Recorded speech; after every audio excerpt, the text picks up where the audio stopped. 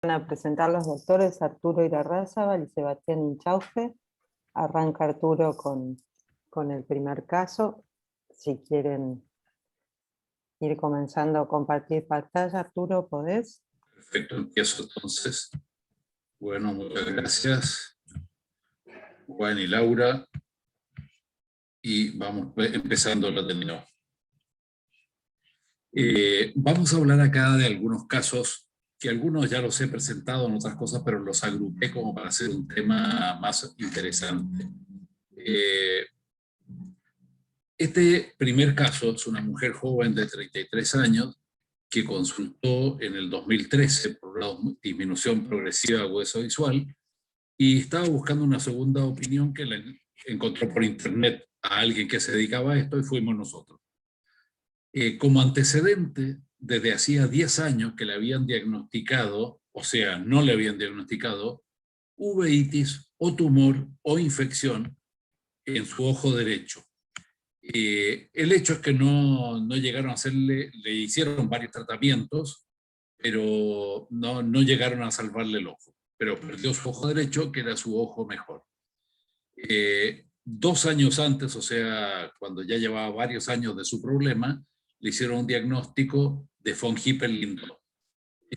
Y no tuvo ningún tratamiento específico en el ojo izquierdo, que hasta ahora lo tenía sano.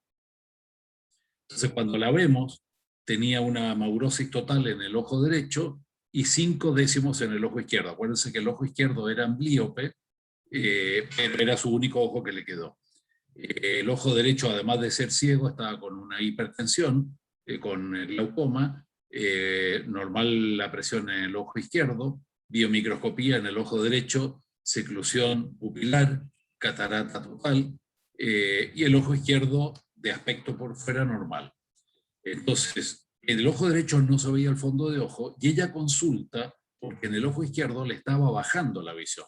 O sea, era el ojo bueno, perdón, era un ojo amblíope, pero le estaba bajando la visión rápidamente.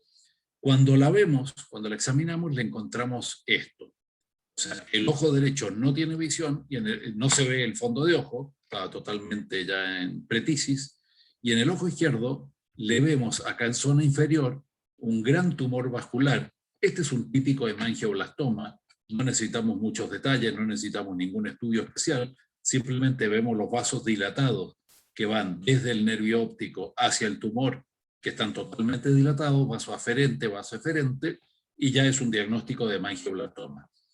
Tiene una enorme membrana epirretinal en la zona del polo posterior, con una gran fibrosis y además con un desprendimiento de retina que ya abarca parte del polo posterior y toda la zona inferior, que uno dice por dónde es que ve estos pocos décimos que ve.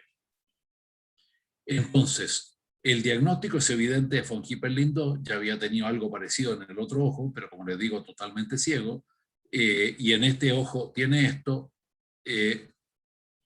En el estudio que le hacemos una ecografía, el ojo derecho tenía un desprendimiento de retina en forma de T, ya totalmente irreversible. En el ojo izquierdo ustedes pueden ver una tremenda fibrosis, contracción de la mácula y la mácula desprendida con algún restito que está funcionando. Le hicimos al poco tiempo una vitrectomía, le tuvimos que poner aceite de silicón, le sacamos la gran proliferación que tenía. Lamentablemente, la retina estaba muy dañada, como suele suceder en estos casos. La retina estaba cortada. Unos meses después hace un desprendimiento de retina inferior, se desprende la mácula, tiene PBR. Cuando nosotros le vemos la mácula, no solamente está desprendida, sino que tiene una esquisis macular y tiene un agujero macular parcial, o sea, un agujero lamelar. El tumor está totalmente seco porque le hicimos crío durante la cirugía, pero el resto está en muy mal estado. Entonces, seguimos, le hicimos una nueva vitrectomía con una retinectomía inferior para tratar de que no hubiera tracción sobre la mácula, que la mácula vuelva a su lugar. Le operamos de catarata, le operamos de desprendimiento de retina, de proliferación retinal. Se le pasó el silicón a la cámara anterior porque esto siguió proliferando, le empujó hacia adelante, hizo glaucoma, porque tenía el silicón adelante. Al mes siguiente le hicimos una nueva vitrectomía, una retinectomía, le sacamos el cristalino, nuevamente hizo un desprendimiento de retina con PBR, le hicimos una cuarta vitrectomía, pero ya a estas alturas, primero que nada, había una descompensación corneal, o sea que por el silicón en cámara anterior y la cantidad de cirugía se había ido descompensando la córnea, pero además, entre medio, ella prácticamente no había recuperado visión, o sea, la visión que había recuperado era una visión de luz y nada más. O sea, estaba tan dañada la mácula y el resto de la retina que ni siquiera tenía una visión de cuentadedos. Finalmente, en mayo del 16, esto se demoró mucho, la mujer no tenía plata ni para viajar, ella era del norte, no tenía plata ni para viajar, entonces se demoró mucho en llegar a la cirugía, pero le hicimos una queratoplastia, le sacamos el aceite de silicona, quedó con una agudeza visual solamente de luz, quedó con la retina aplicada, pero con muchas cicatrices, muy dañada, como habíamos dicho, con presión normalizada. Pero básicamente una persona que ve la luz la consideramos ciega, porque no logra distinguir ni los bultos, no logra distinguir cuentadedos, no logra distinguir nada que le permita ni siquiera caminar sola, ni moverse sola, ni esquivar los muebles. Entonces, básicamente tenemos un caso de von Hippel-Lindau en el cual la paciente quedó ciega por un comienzo tardío del tratamiento. Por supuesto que esta mujer se estaba haciendo también cada varios meses resonancia nuclear magnética de cráneo, se estaba estudiando el resto del cuerpo, digamos, estaba haciendo varios estudios, como son los protocolos que se usan en estos casos, el protocolo de Cambridge, el protocolo de Harvard, pero que se hacen varios estudios para seguir la enfermedad, porque puede tener tumores múltiples en varios lugares. En el 2010, en octubre del 2010, nos cae otra paciente. Esta tiene 19 años, o sea que ustedes ven que puede empezar bastante joven el tema. Un von Hippel-Lindau diagnosticado hacía 7 años. El diagnóstico había sido más fácil, porque la madre también tenía von Hippel-Lindau, ninguno de los hermanos ni otros familiares tenían. Perdió este ojo izquierdo, perdón, derecho, se lo evisceraron y le habían hecho algunos tratamientos con crío, le habían puesto una válvula, aunque la válvula se le habían puesto cuando el ojo estaba ciego, era más bien por el ojo doloroso, que no me queda muy claro, le habían operado de estrabismo porque se le había desviado el ojo, y cuando yo lo examino, tenía el ojo derecho, como se ve aquí abajo, con una prótesis intraocular, la córnea presente, o sea, no le sacaron la córnea para hacerle la evisceración, y el ojo izquierdo tenía 10 décimos, presión normal, biomicroscopía normal y fondo de ojo normales. Entonces, ¿qué hacemos con una paciente con von Hippel-Lindau, pero con un ojo totalmente normal? La observamos sí o sí.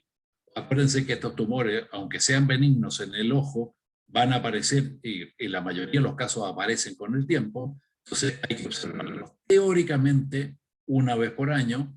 En la práctica, cuando tenemos una paciente que ya perdió un ojo, lo normal es que lo hagamos más seguido que una vez por año, quizá cada 6 meses, cada 8 meses, pero no dejamos pasar tanto tiempo. Pero lo importante es que hay que seguirlos porque aparecen tumores nuevos. Entonces, le fuimos haciendo exámenes semestrales y ustedes ven que habíamos empezado en el 2010 y 9 años después, cuando la mujer tenía ya 28 años, bueno, entre medio había aparecido un quiste pancreático, había aparecido un angioma cerebeloso que se lo operaron, el resto había sido normal y en el 2019 la examinamos, tenía muy buena visión y un examen casi normal, excepto que cuando la examinamos vemos acá en la extrema periferia, o sea, muy periférico, vemos un pequeño tumorcito. Esto es un tumor vascular típico de von Hippel-Lindau, o sea, un hemangioblastoma. ¿Y por qué podemos decir que esto es un tumor vascular típico? Porque ustedes ven que el vaso está dilatado. No es simplemente que uno vea una cosa redondita. El vaso está dilatado. Aún con un tumor tan chiquitito, el vaso está dilatado. Hay veces que nosotros hemos comparado también los casos de vaso proliferativo, y ustedes ven vaso proliferativos muy grandes, donde puede haber una cierta dilatación, pero la dilatación de un vaso proliferativo de este tamaño sería equivalente a esta dilatación. En cambio, este con un tumor diminuto ya tiene vasodilatación. No tiene exudación, no tiene nada de exudación, no le está afectando la visión. Entonces, ¿qué piensan que tendríamos que hacer? ¿Lo tratamos o no lo tratamos? Y si lo tratamos, ¿cómo?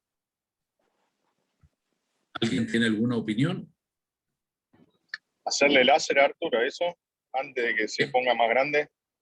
Bueno, eso es exactamente lo que corresponde. En teoría, hay algunos autores que dicen que no, que hay que mirarlo y cuando empieza a exudar, hacerle el láser.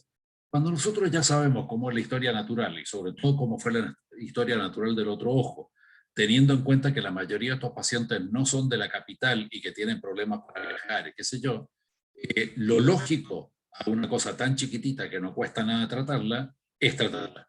Entonces, le hicimos su tratamiento con láser. Aquí ustedes ven cómo primero lo rodeo, le disparo también al vaso aferente y después lo quemo por encima. Técnicas, hay varias, básicamente hay que quemarlo y punto. Y ustedes ven que tiempo después, un año y pico después, el láser le ha quemado por completo el tumor está totalmente inactivo, que se vea, cicatrizado con una agudeza visual de 10 décimas. Fíjense la diferencia de lo que es agarrar un tumor a tiempo y otro tumor que no fue agarrado a tiempo. El otro también empezó así. Si lo hubiéramos agarrado en esta etapa, hubiéramos tenido el mismo resultado. Entonces, por eso es lo importante de estar controlando a estos pacientes, de estar mirándolos y seguirlos de cerca. Un tercer caso, una mujer de 31 años, viene con el ojo derecho, una ceguera total, pero el antecedente es que hace 10 años, a los 21, había notado alguna cierta disminución de agudeza visual que se lo corrigieron con anteojos supuestamente, y hace 5 años el médico que la seguía se dio cuenta que tenía unos quistes en la retina.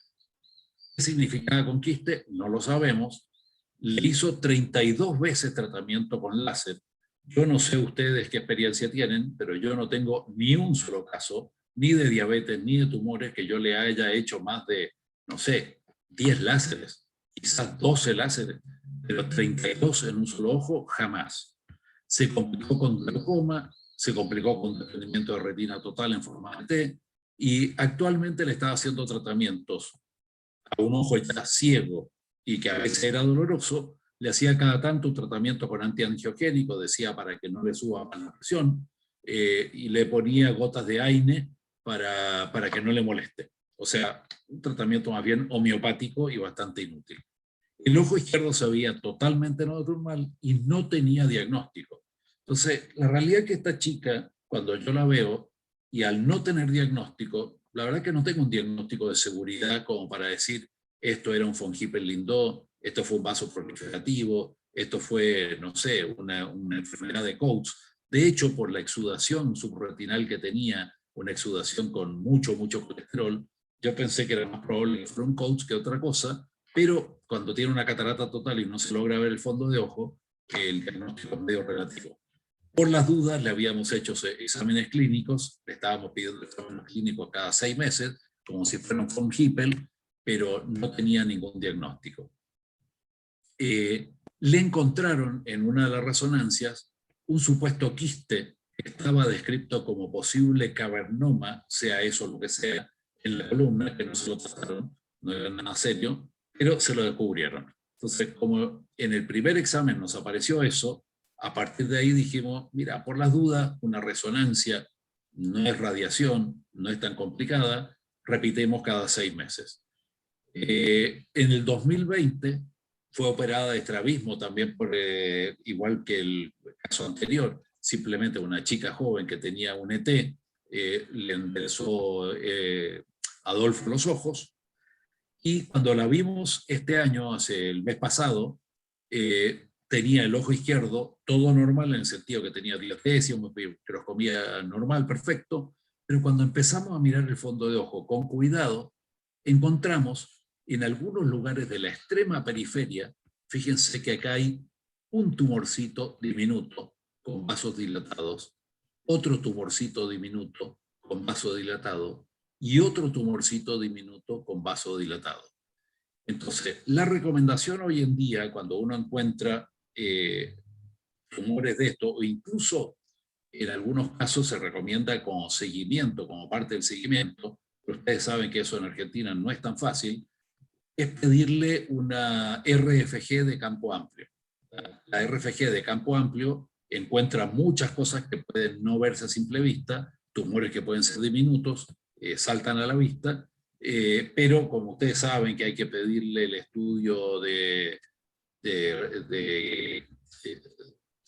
alergia, el test de alergia a la fluoresceína, que todavía no entiendo por qué lo piden, pero lo piden en todos lados. Como, bueno, para el paciente tiene que venir otra vez para hacerte esto, se lo hacen en otro lado.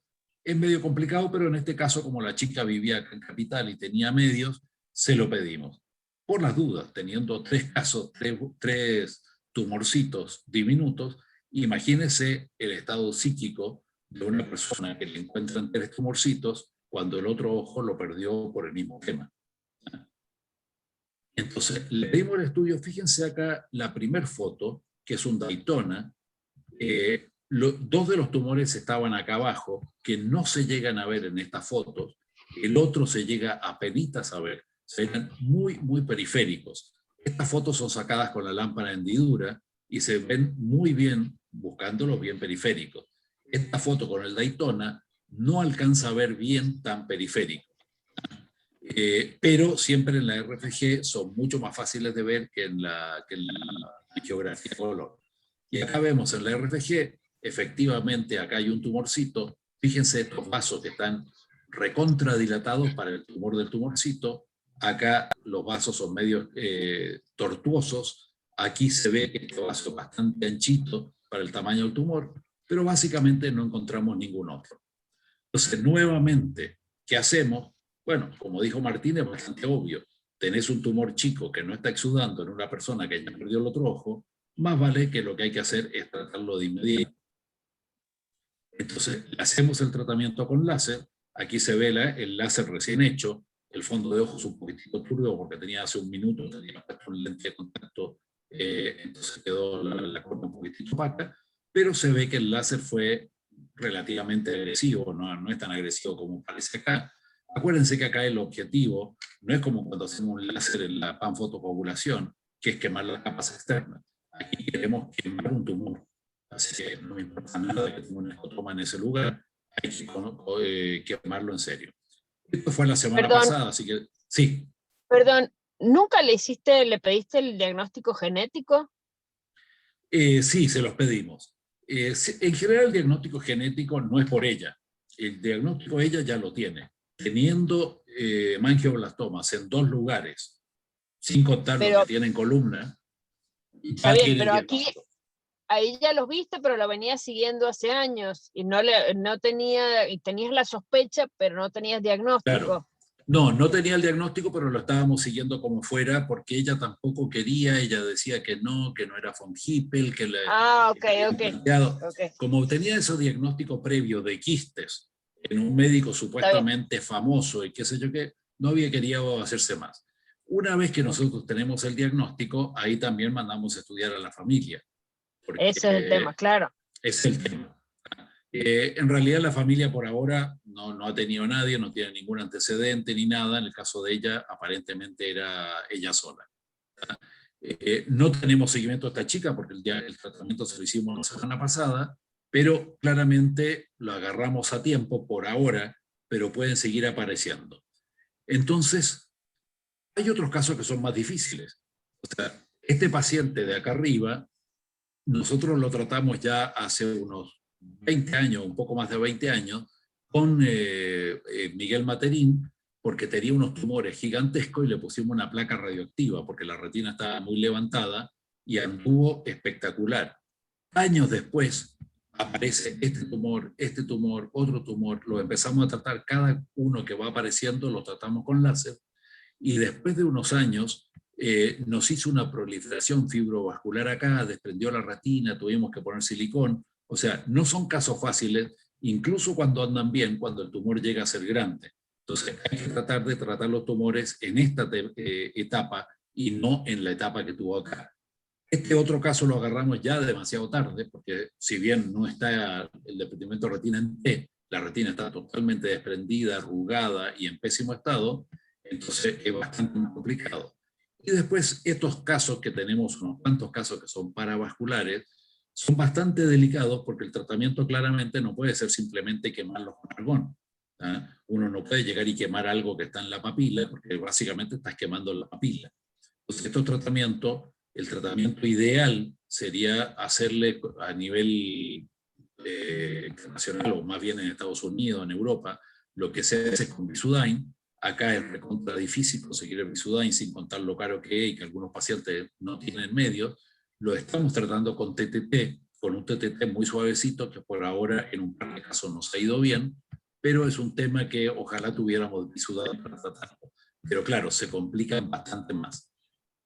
Entonces, pero básicamente para recordar en este tipo de problemas, o sea, en el von Hippel-Lindau, que es una enfermedad que no es simplemente lo que vemos en el momento. O sea, nosotros vemos un melanoma y está como está. Lo vemos en el momento y tenemos que tratar de congelar la situación en este momento. El von Hippel-Lindau es una enfermedad de por vida. Durante toda su vida va a seguir haciendo tumores y por lo tanto durante toda la vida lo tenemos que seguir controlando. Es una enfermedad multisistémica, o sea que le puede afectar el riñón, las suprarrenales, el cerebelo, el cerebro, la columna, etc. Entonces le tenemos que hacer los controles varios. Normalmente estos pacientes yo los pongo en manos o de un clínico o de un neurólogo que conozca del tema y les mando siempre una copia del protocolo de Harvard, por el protocolo de Cambridge, que tienen todos los estudios oficiales que habría que hacerle.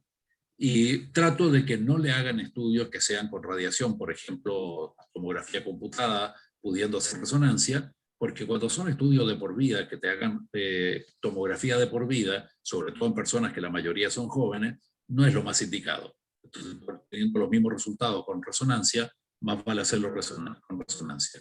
Los estudios clínicos son permanentes y los controles oftalmológicos son permanentes, aunque no tenga nada, aunque no le encontremos nada. Porque los hacen. No todos los hacen. Yo tengo pacientes que fueron diagnosticados con porque son parientes de alguno que ya tuvo, los diagnosticamos con el estudio cromosómico y sin embargo años y años después no han hecho absolutamente nada, pero pueden aparecer. Por lo general la mayoría, hay distintos, no nos vamos a meter en los detalles, pero hay distintas fechas de aparición para distintas patologías, pero la mayoría de las complicaciones son antes de los 60 años. Por lo general, el que se mantiene estable a los 60 años suele no tener complicaciones, pero con los controles vamos a seguir igual. Entonces, y lo más importante es esto: un tumor tratado a tiempo, por lo general no produce ceguera. Incluso si es parapapilar y nosotros podemos tratarlo, podrá producir un daño del campo visual, podrá producir una alteración, pero no es ceguera, no es lo mismo que ceguera. Entonces hay que tratarlo apenas podamos, apenas lo distingamos. Y para eso hay que citarlos y hay que examinarlos con bastante parsimonia para encontrar lo que necesitamos. Y por último, si uno no sabe, cuando ustedes ven estos pacientes que vienen sin diagnóstico, que no saben por qué perdieron un ojo, que no saben qué es lo que tienen, por favor, si no sabemos, preguntemos. No cuesta nada mandar fotos, no cuesta nada preguntar, no cuesta nada hacer una interconsulta. Pero es criminal dejar que un paciente de esto se quede ciego teniendo todas las posibilidades que se quede. Muchas gracias. Gracias, Arturo. ¿Alguien quiere hacer alguna pregunta?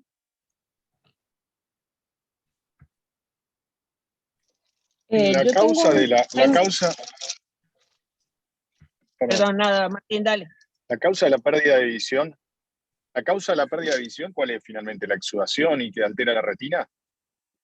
Empieza por exudación, pero después empieza a traccionarse, produce una fibrosis, tracciona la retina. Entonces la retina se puede desprender por exudación, pero también se desprende por tracción. Entonces, y son tracciones tremendas, o sea, produce membranas epiretinales muy, muy groseras, pero también la retina misma se va acortando, entonces uno termina haciendo retinectomías, termina sacando fibrosis, o sea, es un mecanismo, es mecánico, digamos, pero termina destruyendo la retina. Pero si uno lo destruye a tiempo y no crece, no alcanza a producir ninguna de esas cosas. Perdón, yo tengo una familia que en realidad debutaron al mismo tiempo. La hermana con 17, 18 años me llegó con un desprendimiento de retina, con una hemorragia vítrea, y en la vitrectomía, pues no se veía para adentro, en la vitrectomía encontré los tumores que incluso tenían un gran sangrado subretinal, que ese ojo se terminó perdiendo con aceite, todo se terminó perdiendo. Y en el mismo tiempo el hermano hizo feocromocitoma bilateral, y ahí le hicieron el test genético, con la recomendación mía, más lo que le pasó al hermano, saltó el tema de la familia. Y la chica esta en el otro ojo tiene, pero no son tumorcitos, tiene 3 manchitas blancas muy chiquitas de medio diámetro papilar, que no tienen vasos aferentes, y que en algún lugar leí que podían ser tumorcitos como que se habían autorresuelto, que Sí, los miro una ser, vez por año y están exactamente igual. Sí. Una cosa que pasa con estos tumorcitos, como viste los que yo mostré ahí chiquitos, también se veían bastante blancos, no se ven rojitos, sí, así como son los típicos tumores. Hay veces que uno los ve blancos y parecen poco vascularizados, le hacen la RFG, pero resulta que están muy vascularizados. Eso es lo que me acabo de pensar que voy a hacer la próxima vez que la vea. Sí, porque ante la duda, mejor tratar uno de más que uno de menos. Porque el tratamiento es bastante sencillo para un caso de estos, bastante poco agresivo. O sea, nunca he visto una complicación por hacerle, no sé, 50% disparo de láser, si es que tanto, además disparo de láser de 100 y pico de micra. Entonces, la realidad es que la RFG es una buena idea. Perfecto, gracias. No. Hola Arturo, soy Pablo, ¿me escuchás? Sí, perfecto. A ver, sí, estoy pensando lo mismo que Viviana, realmente muy buenas las imágenes, realmente a los que no estamos acostumbrados a ver, esas imágenes, si no las buscamos, se pasan, realmente, sí. Y a veces uno está buscando ya cuando se ve el tumor grande o el tumor que uno ha aprendido a ver, pero esas imágenes son muy buenas porque estaba pensando lo mismo que Viviana, a veces esas imágenes, si no las buscamos, pasan de largo, entonces me encantó la clase. Pero estaba pensando, son tan periféricos, yo sé que con el láser se puede hacer cualquier cosa, pero nos ha pasado en otro tipo de tumor, como ya hemos tratado con el OBI, que tratamos los prematuros, y realmente es muy bueno tratar con el OBI, esas zonas periféricas. ¿No lo has tratado nunca con el láser con el OBI? Mira, la realidad es que yo con el láser me arreglo para llegar casi a la hora cerrada. Los trato con láser, con el lente aéreo, con el Superfilm, que llega a 1,5 milímetros de la hora cerrada. Incluso si son un poco más grandes, un poco más periféricos, también con crío. Pero en la práctica el OBI sí sería una excelente alternativa. La verdad es que con cualquier cosa que lo puedas tratar vale la pena. Lo que decías de no encontrarlo es tan importante que el último paciente que mostré, que tenía los 3 tumorcitos, yo lo miro y le vi 2 tumorcitos. Y Juan Valenzuela, que lo estaba examinando, me dijo, no, Arturo, son 3 tumorcitos. O sea, se me había pasado uno, mirando, claro, porque me entusiasmé, el típico signo del trofeo que llamo yo. Encontré, claro. Encontraste y te dejaste de buscar. Bueno, hay que ser maniático. ¿tá? Y también la idea de hacer el RFG de campo amplio, me la dijo Juan, me dijo, ¿por qué no le hacemos a todos de rutina un RFG de campo amplio? La verdad que sería buenísimo porque incluso para pacientes que no vienen a vernos de repente, porque demoran, si uno le pone un estudio, hay más veces que cumple con el estudio que con el control. Pero no es mala idea si ustedes cuentan con alguien que tenga RFG de campo amplio, que lo haga de rutina. No es estrictamente necesario, pero se ahorran un montón de exámenes si no son muy seguros examinando la periferia.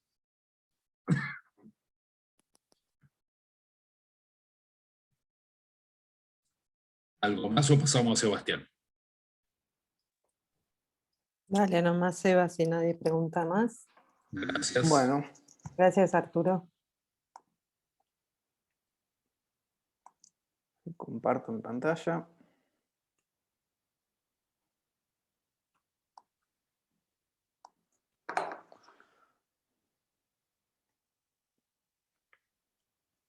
Bueno, buenos días.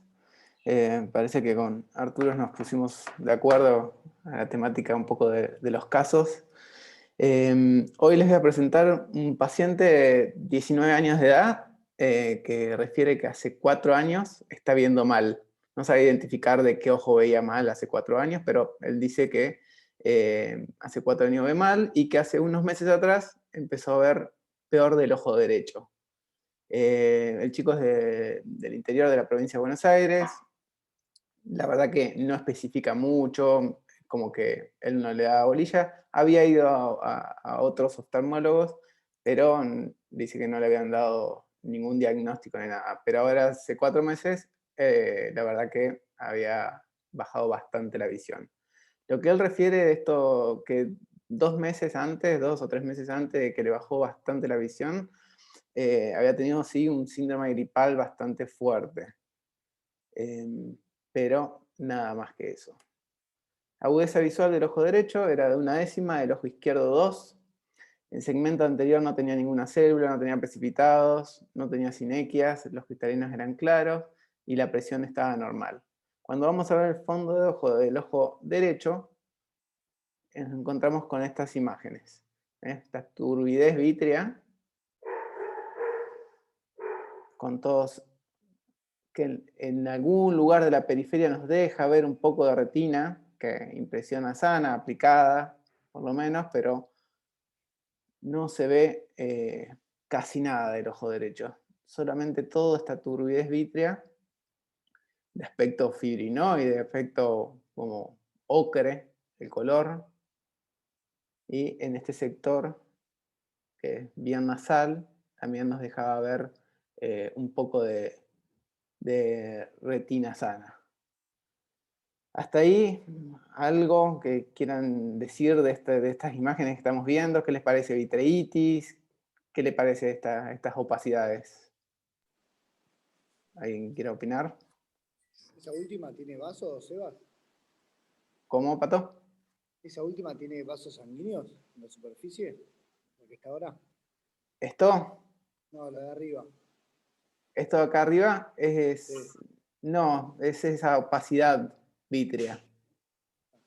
Todo esto es en el vitrio, está pasando. Sebas, el otro ojo. Y el otro ojo, ahora se los voy a mostrar, que ahí nos aclara un poco más. No, está bien, está bien. Por eso siempre hay que mirar los 2 ojos. Pero bueno, nada, quería ver si a alguien se le ocurría que podía ser estas opacidades vítreas. Cuando vamos a ver el otro ojo, que veía 2/10, su ojo bueno, nos encontramos con esto. Bueno, si alguien quiere opinar, ¿qué vemos acá? ¿Qué tenemos? Tenemos una gran exudación alrededor del nervio óptico. El vitrio estaba claro, no como en el otro ojo, todas esas opacidades vítreas. Vemos vasos exangües en la periferia y vemos este gran agujero macular. Bueno, con este cuadro, las alteraciones vasculares que salen del nervio óptico, ahí se lo ve más en detalle. Gran exudación todo alrededor del nervio. ¿Lo del otro ojo te parecía como una turbidez vítrea por sangre ya en vías de resolución o te parecía inflamatorio? Pues adelante dijiste que no tenía nada. No, sí, la verdad que en un principio parecían depósitos fibrinoides en el vitrio, no parecía vitreitis, o sea, no había células vítreas, y en cámara anterior tampoco había nada. Y después viendo el ojo izquierdo, lo interpretabas más como un hemovitrio secundario. Sí. En las fotos que mostrabas en color de este ojo, el color ahí del nervio óptico se ve un rojo furioso, digamos. Exactamente. Se ve idéntico a la foto que mostraba yo. Exactamente. Por eso parece que nos pusimos de acuerdo, Arturo. Pero... ¿Puede ser un IRBAN? Bien, por ahí va la cosa. Entonces, ¿qué tenemos? ¿Qué hacemos? ¿Y qué le pedimos? Si una de las sospechas es un IRBAN. ¿Qué estudio podemos pedir? ¿Qué tenemos que descartar? Bueno, ¿cómo es? Que hay campo amplio. Bien. Uno de los signos que estamos viendo en el ojo izquierdo es vascular, y para hacer diagnóstico de IRBAN tenemos que ver la vasculatura. Vamos a pedir una RFG. ¿Y algún laboratorio le pedirían a este paciente? Teóricamente TBC o... TBC. Bien, TBC es una de las opciones. No sé si han encontrado alguna vez un caso de TBC, pero creo que se le pide siempre, ¿no? Sí, se le pide la PPD, más que nada si uno después lo va a tratar con corticoides, pero la verdad que a veces nos da alta y no. ¿Y ahora qué hago? Nos desorbitamos, claro. A ver, ¿qué hacemos ahora? Se nos queman todos los papeles. Bueno, le pedí una RFG, y la RFG nos muestra bien clara todos los componentes de este síndrome que tiene el paciente. Vemos las dilataciones oculares, bien saliendo del vaso, del nervio óptico, de la cabeza del nervio óptico. Vemos cómo se empieza a prender el nervio óptico. La siguiente. Ahí se ven bien estas dilataciones oculares o fusiformes, están en la zona de bifurcación de la salida de los vasos. Vemos cómo aparecen ahí. Vemos también que hay vasculitis, los vasos empiezan a perder contraste. Y acá en la zona temporal vemos una gran zona de cierre vascular. Bien, toda la zona temporal está toda isquémica. Las fotos están un poco pixeladas porque salían con poco contraste, pero se llega a ver bien todo el área de cierre vascular. Acá de vuelta las dilataciones, que suelen estar en la zona de bifurcación de los vasos, en la salida del nervio óptico y en las arterias. Y acá ya en tiempos tardíos vemos cómo se prende todo el nervio óptico y nos termina de cerrar el cuadro. La OCT, le hicimos una OCT en el ojo derecho para ver más que nada en qué estado estaba el ojo derecho, y se llegaba a ver esta imagen muy mala a través del hemovitrio ocre ese que tenía, que da la sensación de un sitio de tracción que tiene la retina, pero el resto de la retina se la veía aplicada en su lugar, y esa zona era bien, bien peripapilar. Y el ojo izquierdo tenemos este gran agujero macular, de bordes bien separados, completo, que parece llevar ya bastante tiempo. Así que a mí me da la sensación de que este paciente lo que le pasó es que primero tenía el agujero macular y después hizo el hemovitrio, que fue lo que le bajó más la visión. Bueno, ¿este síndrome de qué se trata? Este síndrome tiene varios componentes. Tiene una vasculitis retinal idiopática, a veces se la asocia a la PPD positiva, pero también se vio que en los pocos reportes que hay también son países prevalentes para tuberculosis. Suele aparecer en pacientes jóvenes, sanos, de entre los 30 y 40 años, a veces previo. Es más frecuente en sexo femenino, suele ser bilateral, y a pesar de la extravagante de imagen estas de fondo de ojo, suele ser asintomático en sus inicios. La baja de visión se debe por lo general a complicaciones, y es muy característico esta imagen que tenemos acá al costado, la presencia de estos aneurismas en la salida del nervio óptico, sobre todo en las arterias. Se cree un poco que el componente inflamatorio de esta patología se da por depósitos de inmunocomplejos que afectan el músculo liso de los vasos. ¿Y por qué se localizan mayormente los aneurismas en la salida del nervio óptico? Bueno, porque las arterias a esta altura tienen 6 o 7 capas de músculo liso. Por lo tanto, lo que genera es debilitamiento de las paredes y por la presión hidrostática, estas dilataciones saculares. En cambio, más en la periferia llegan a cerrar directamente la luz del vaso. Las venas no se afectan tanto porque a medida que salen del nervio óptico, ya la capa de músculo liso es reemplazada por fibroblastos. Entonces, por eso no es que se ve afectado tanto.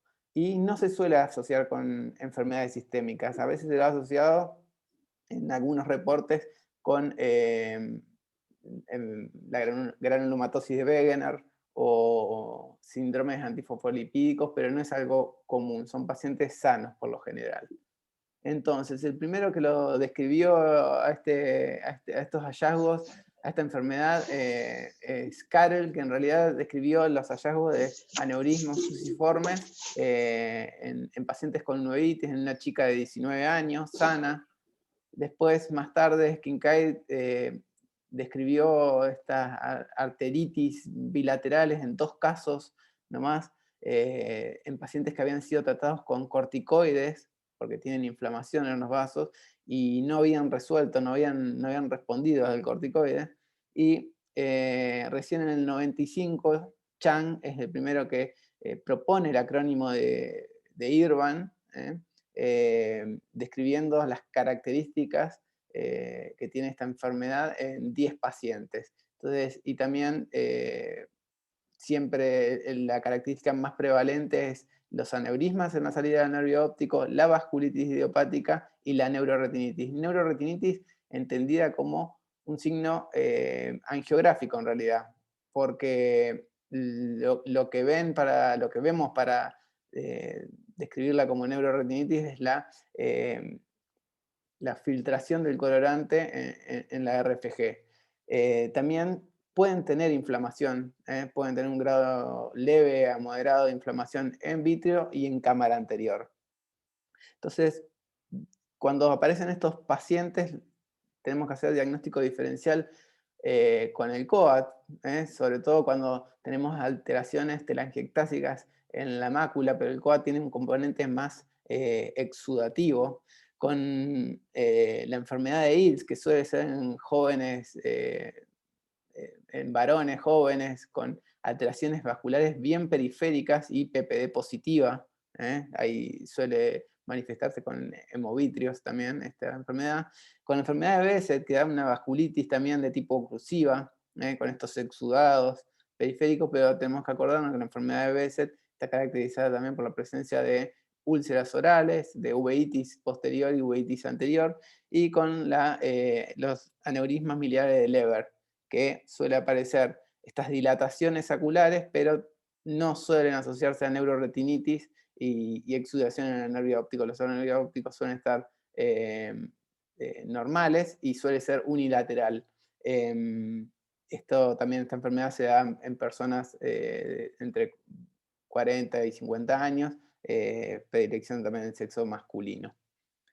Y obviamente, ante estos cuadros así, tenemos que pensar en una neuroretinitis, ya sea secundaria a enfermedad de arañazo de gato o una neuroretinitis idiopática. La diferencia que vamos a tener con una verdadera neuroretinitis, y esto es lo que plantea un poco el diagnóstico de si es una neuroretinitis lo que tiene el IRBAN, es que la neuroretinitis le baja la visión. En el IRBAN son asintomáticos, suelen ser asintomáticos y se hacen sintomáticos por la presencia de complicaciones, o sea, ya sea la maculopatía exudativa o la aparición de neovasos con sangrados o glaucoma neovascular.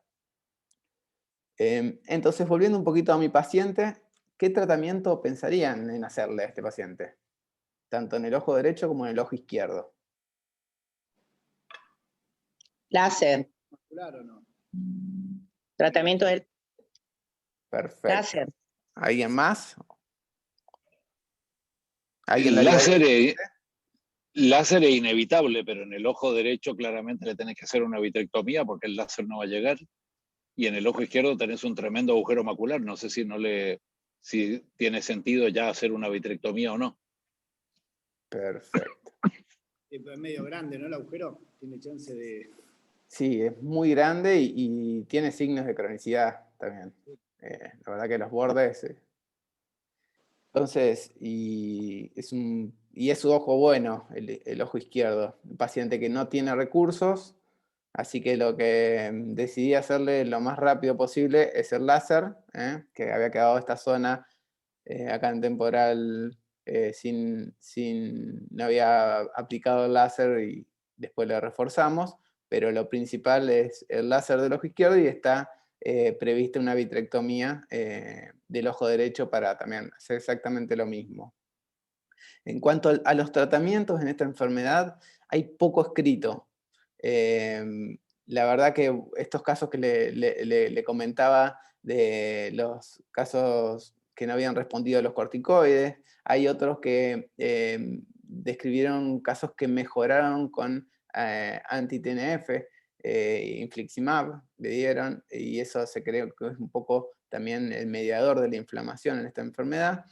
Y el único que hizo una serie grande, la serie más grande de 44 ojos de 22 pacientes, es Samuel, y quien estadificó todos estos pacientes en 5 estadios, y a los que tenían grandes extensiones de cierre vascular o de no perfusión en periferia, y los que habían desarrollado ya neovascularización, les hacían láser. Y lo que vieron, lo estadificaron en 5 estadios, que el estadio 1 son cuando está asintomático el paciente, pero tenemos estos macroaneurismas, tenemos la exudación, tenemos la neuroretinitis y tenemos la vasculitis. Estadio 2 es cuando ya no hay buena perfusión en periferia. En el estadio 3 ya tenemos neovascularización en retina o en papila. Estadio 4, rubiosis, y estadio 5 es el glaucoma neovascular. Lo que vieron en esta serie de casos, que a todos los que trataron en estadio 2 o tempranamente, antes de esperar la neovascularización con láser, obtuvieron en su mayoría 20/20 de visión. O sea, el pronóstico visual fue excelente.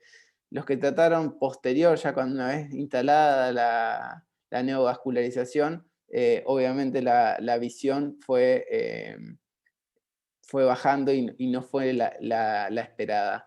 También establecieron criterios mayores y criterios menores para el diagnóstico de la enfermedad, como ya lo dije, la vasculitis idiopática, la neuroretinitis y los aneurismas son criterios mayores. Después la presencia de exudación macular o maculopatía exudativa, la presencia de cierre vascular o de neovasos son criterios menores para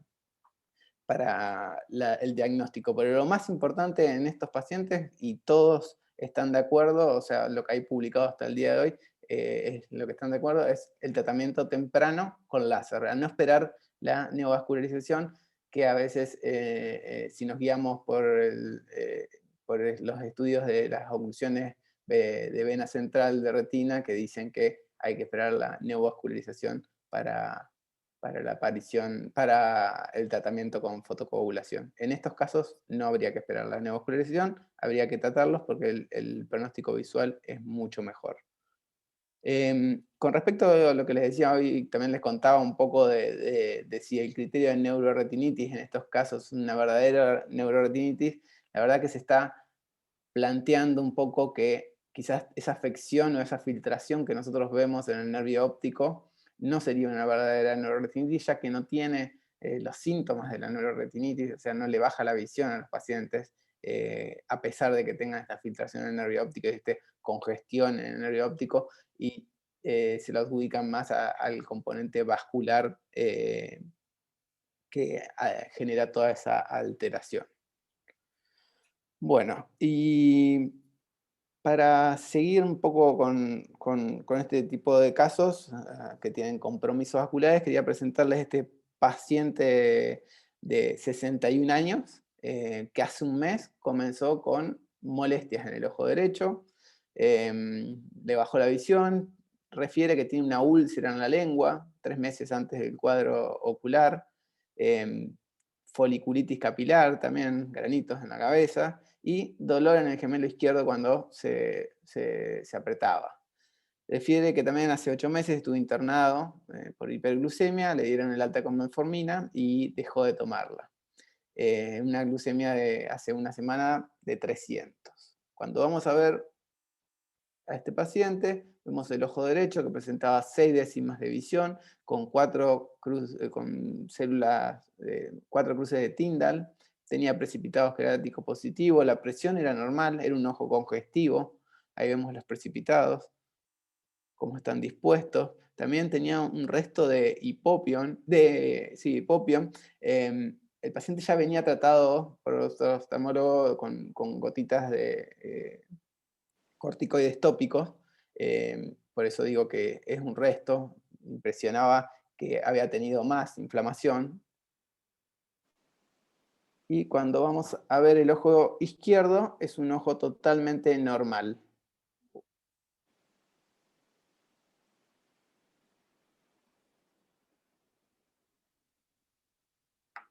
Se trabó. ¿A ustedes qué les parece? Ahí está. Bueno, el ojo izquierdo es totalmente normal, con 10 décimas de visión, 0 células, no tenía precipitados, no tenía sinequias y la presión era normal. Cuando vamos a ver el fondo de ojo del ojo derecho, nos encontramos con esto. Tenía una cruz de vitreitis, tenía estas vasculitis periféricas, alteraciones vasculares, tenía congestión de la papila, tenía una papilitis, y acá en inferior tenía estos exudados, un foco, parecía, no se llegaba a distinguir bien, pero se lo veía bien retinal y algunos más superficiales, y algunos acúmulos de células inflamatorias en inferior. Este es el ojo derecho. Bueno, frente a este paciente, ¿qué estudio le pedirían? ¿Qué diagnóstico pensarían? Estas alteraciones vasculares, con congestión de la papila, con inflamación en cámara anterior, con los antecedentes de foliculitis, esa úlcera de 3 meses antes en la lengua. Beset. Beset, sin lugar a dudas. Bien.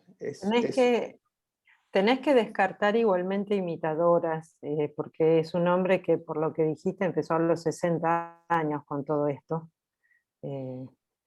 En general, uno tiene que pensar en Beset, por supuesto, por los síntomas que tiene, pero es raro que empiece a esa edad también. Entonces, a las imitadoras por algo se las llama, sí, hay que estudiarlas. Sí, y recordar un poco también cómo son, o cómo es la aparición de los síntomas en el Beset. En el Beset vamos a tener la presencia de úlceras o aftas orales. En realidad, medio que no hay Beset sin aftas orales, pero las aftas orales suelen tener recurrencias más o menos 3 veces por año y suelen aparecer 2 años antes del cuadro ocular. Después tenemos ese es un criterio mayor que suele estar antes, pero suele estar presente siempre, pero suele aparecer 2 años antes del cuadro ocular. Después tenemos, sí, obviamente la inflamación ocular como criterio.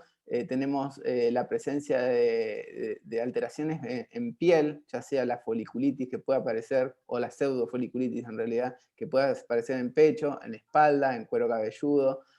Puede aparecer lesiones en la parte anterior de la pierna. Después podemos tener artralgias o alteraciones en las articulaciones. Pero la cronicidad y la forma de presentación a veces es diferente. Entonces, frente a estos pacientes, este paciente está perfecto pensar en Beset, pero si ponemos, cuando le interrogaba al paciente, la úlcera oral había sido una sola vez en la lengua y 3 meses antes del cuadro. La foliculitis sí la tenía una pseudofoliculitis en el cuero cabelludo, y lo de la pierna era anecdótico nada más. Era un paciente bastante reacio a los controles médicos y a todo lo que tenga que ver con los médicos. De hecho, este paciente lo vi en en diciembre, y el estudio que le pedí fue por un signo que vi en el fondo de ojo bastante característico, es descartar, como decía Laura, las imitadoras. Y le pedí una BDRL, serología para toxo también, y la BDRL vino positiva. Bastante alta. Así que se le indicó penicilina durante 14 días internados. Se lo tiene que tratar como una neurosífilis. Y sobre todo, este es el aspecto a los 14 días de dar penicilina endovenosa. El paciente se tomó su tiempo, obviamente, porque lo vi en diciembre. En febrero fue a internarse recién, porque venían las fiestas y tenía que festejar, seguir festejando.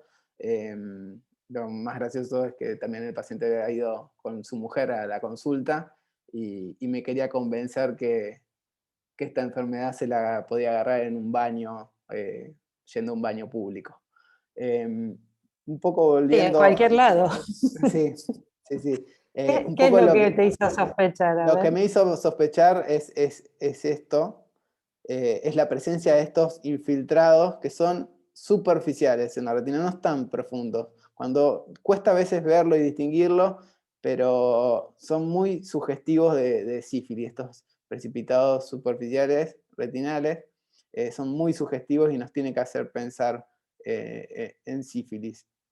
Y con respecto, bueno, el BSET era uno de los diagnósticos posibles, pero bueno, cuando uno pregunta y interroga bien la cronología de los hechos, lo podemos ir descartando. La cuestión es que, bueno, el paciente evolucionó muy bien, recuperó sus 10 décimas de visión. Fíjense cómo el nervio óptico casi no sufrió, solamente a veces acá en periferia quedaba algún envadinamiento. Y bueno, para recordar un poquito de los criterios de diagnósticos del BSET, lo que les contaba hoy de la recurrencia en las aftas orales, suelen aparecer 2 o 3 años previo al comienzo del cuadro ocular. Tenemos que, o es nuestra obligación también, hacer la indicación del tratamiento. ¿Por qué? Porque muchas veces mandamos a estos pacientes, o también quizás pasaron antes por el dermatólogo, porque la mayoría de estos pacientes suele tener un secundarismo, pero en realidad el compromiso ocular se puede dar en cualquiera de las etapas de la sífilis, pero por lo general suele aparecer como una sífilis secundaria y quizás consultaron antes al dermatólogo por manifestaciones cutáneas y les indican el tratamiento con penicilina intramuscular en 3 dosis separadas por una semana. Esto no alcanza. Todos los estudios y todos los encuestados coinciden en que cuando hay compromiso del nervio óptico es muy probable que tengan una BDRL positiva, o sea que la BDRL en líquido cefalorraquídeo sea positiva. No se le hace de rutina a todos y no es necesario porque también tiene un grado de falsos negativos, pero entonces es nuestra obligación insistir un poco en el tratamiento endovenoso durante 10 a 14 días, como una neurosífilis, aunque no tenga manifestación en el sistema nervioso central. O sea, si acá lo hubieras tratado con corticoide, por no llegar al diagnóstico, hubiera sido un desastre. No necesariamente, porque también el sífilis tiene eso, que no, el corticoide, de hecho, muchos se trata con penicilina y corticoides de una, en este paciente no fue necesario, pero si nos fijamos en cámara anterior que se le dio tópico, ya venía con corticoides tópicos, hasta mejora un poco. No lo suele incendiar, no se suele incendiar en la sífilis. Quizás si lo mantenemos en el tiempo sí, pero no se suele incendiar. Entonces, como para recordar un poquito las manifestaciones, diferentes manifestaciones que puede presentar la sífilis, la placoidea posterior es una opción, esas placas bien posteriores. Después esto que les contaba de los precipitados superficiales retinales, descrito por Emilio y Laura, que son muy sugestivos. No son patognomónicos, pero son muy sugestivos de sífilis. Acá los vemos, esta es la imagen de mi paciente, cómo se ven. Vemos que estos 3 que están acá son más superficiales que este foco que está acá. Y esa es la característica que tenemos que pensar. Y bueno, y mucho se habla, y yo sé que, bueno, Arturo, has dicho varias veces que siempre estuvo el aumento de la prevalencia de la sífilis, pero bueno, esta es una encuesta que se hizo el año pasado, y el 53% de los oftalmólogos consultados, especialistas, reportaron que han aumentado los casos en la última década. Casi el 1% de las uveitis que habían visto eran secundarias a sífilis, así que es algo para tenerlo en cuenta y no pensarlo en cualquier grupo etario. Eso también es muy importante. Recordad que es la gran imitadora, puede manifestarse en diferentes formas, pero si nos ponemos a escarbar un poquito, tiene sus características y hay cosas que nos tienen que hacer pensar en este cuadro. Como conclusión de los 2 casos que mostré, es muy importante interrogar siempre al paciente en cada consulta, porque en cada consulta que vamos interrogando en los pacientes de uveitis, más que nada, que vienen con una tormenta de cosas, vamos sacando algún datito y alguna cronología, y que esos pequeños datos y esas pequeñas cronologías nos pueden orientar bastante al diagnóstico. En todas las enfermedades inflamatorias de vasos, acordarnos de las imitadoras, ya sea tuberculosis o ya sea también la sífilis. Y no subestimar la RFG para nada, que yo creo que es una gran herramienta, y lo digo y lo nombro porque en los últimos meses me han tocado pacientes que les he pedido RFG y van por su obra social, y en lugares le han dicho que la RFG eran estudios antiguos, era un estudio antiguo y que ahora existía otra tecnología mucho mejor que la RFG, y los mandan con una OCT. Para todo lo que es vascular y periferia, creo que no hay reemplazo, y nos ayuda mucho en el diagnóstico y en la decisión del tratamiento, sobre todo también la RFG de campo amplio, como mostraba Arturo, es una gran herramienta para todo esto. Bueno, muchas gracias. ¿Alguien quiere preguntar algo?